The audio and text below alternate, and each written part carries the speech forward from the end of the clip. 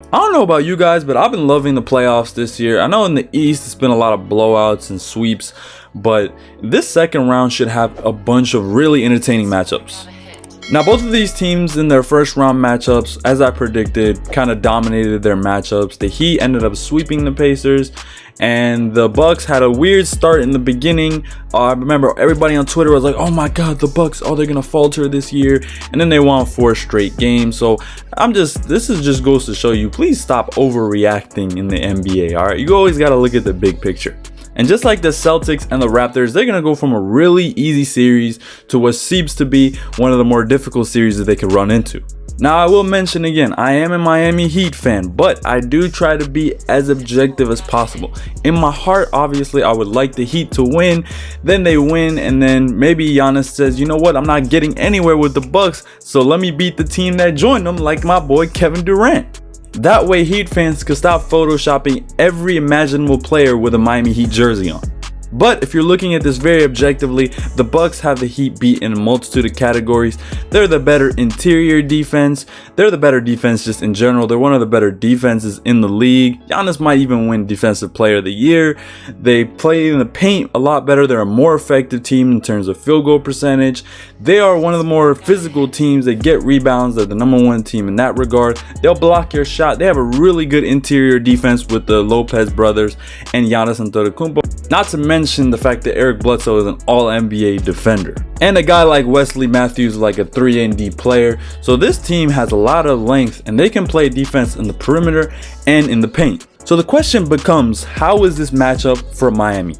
And the one positive thing for the Miami Heat is they're like the #2 team in terms of three-point shooting. They shoot around 38% from their three-point line, so they can get their shots up. And if you look at the Bucks defense, maybe the one thing you can scratch off and say this is probably the weakness that they have on defense, it's probably off-ball screens where there's a bunch of off-ball movement, and sometimes the Bucks will come off a screen and roll, and they might give the shooters a little bit more space than you would like. That's the one thing I've seen sometimes.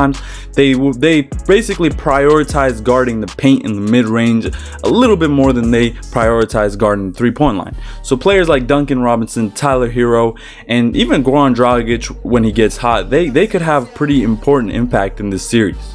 Anytime in the Miami Heat situation where you're playing a team that's considered one of the more effective, one of the top offenses in the league, but they also just happen to be one of the better defenses in the league, that's really an uphill climb for any team to deal with. And don't get it twisted, the Bucks can shoot the three-point shot. I'm not going to say exceptionally well, but they shoot the three-pointer. You got to respect the three-point shooting of the Milwaukee Bucks. And that's really important when you have an MVP player, possibly going to win the MVP again this year in Giannis Antetokounmpo, who does a lot of his work in the paint. So the question really is, does Miami have what it takes to possibly upset the Bucks? Or in my opinion, what I think they'll do is they'll make this series very close. Could go to 6 games, could go to 7 games. And I'm going to go over some of the reasons why I think that. Now, it could be wishful thinking, but let's just go ahead and analyze the matchups real quick. Now, Goran Dragic was really good against the Pacers. It was to the point where I'm like, where are you, Kendrick Nunn? I could not find him on the court. They benched him, and I feel like a lot of it has to do with they like the experience, they like the passing abilities of Goran Dragic. And this is not to mention, just off of his dribble alone, he was able to get interior pressure on the Pacers. He was able to go in, kick out to shooters, throw some alley-oops. He was probably the top playmaker during that series between the Pacers and the Miami Heat. But Milwaukee does have Eric Bledsoe, okay? Eric Bledsoe is an all-NBA defender. And if they're matching him up with Goran Dragic, I could see Goran Dragic struggling to do the stuff that he did against the Pacers. And if he can't get penetration and drive in and make some of the plays that he makes, or do some of those floaters and mid-rangers that Dragic has been really exceptional at in the playoffs so far, it's going to be very difficult for the Miami Heat to get consistent offense throughout the playoffs. Now, Jimmy Butler is another player to keep an eye on in this series. Obviously, he's the #1 scorer on the Miami Heat. He was a little dinged up, but I think he should be fine. I really do hope so.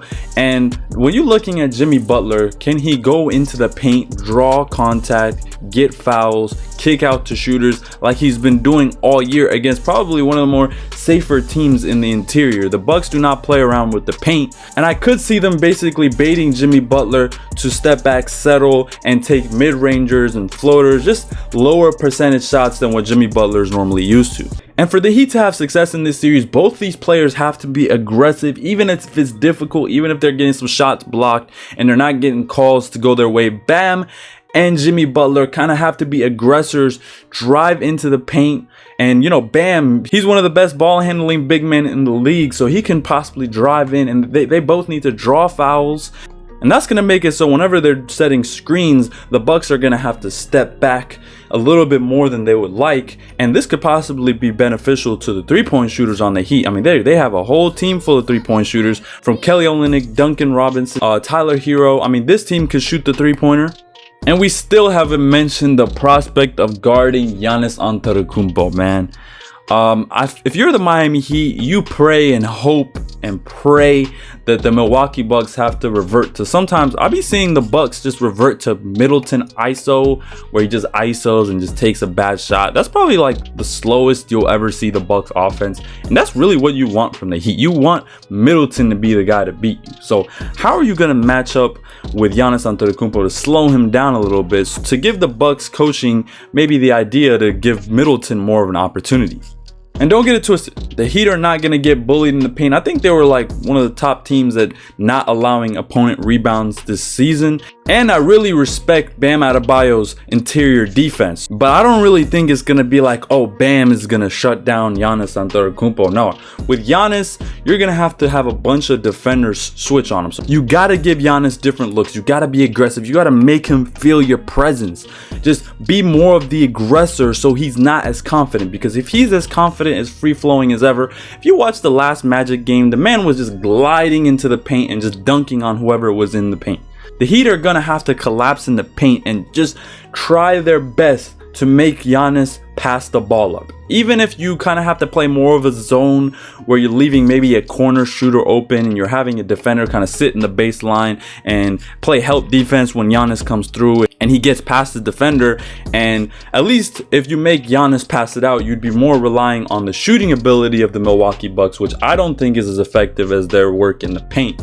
And I think that's probably the more favorable matchup for the Miami Heat. As a Heat fan, I would be okay with Middleton going off in a game, or one of the Bucks shooters just having a really good shooting night. And the Bucks shooting the Heat out of the gym is probably the more preferred way to go than 1,000 slices from Giannis. Now, late in games, the Heat have brought up a lineup that they feel very comfortable with. They bring out all their veteran players. They'll bring out Iguodala, they'll bring out Dragic, they'll bring out Jimmy Butler and Bam and Crowder. And I think defensively that could give the Miami Heat the best edge to guard the Milwaukee Bucks. But I really think we're going to need to see a lot more volume from Duncan Robinson and Tyler Hero in order for the Heat to score enough points to stay in it this series. Duncan Robinson was hot all throughout the Pacers series. They couldn't really find an answer for him. And in their last matchup against the Bucks, Duncan Robinson had 21 points and he was hot shooting. So they're going to need, all the three-point shooters on the Heat are going to have to shoot lights out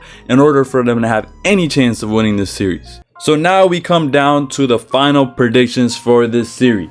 How are my Miami Heat going to do against the Milwaukee Bucks? I'm going to have the Bucks winning this series in 6 games.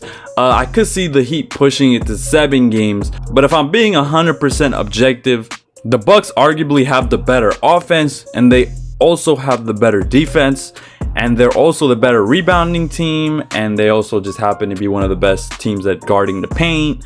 And they can shoot the 3 ball, so it's not like the Miami Heat has the greatest advantage in terms of 3-point shooting.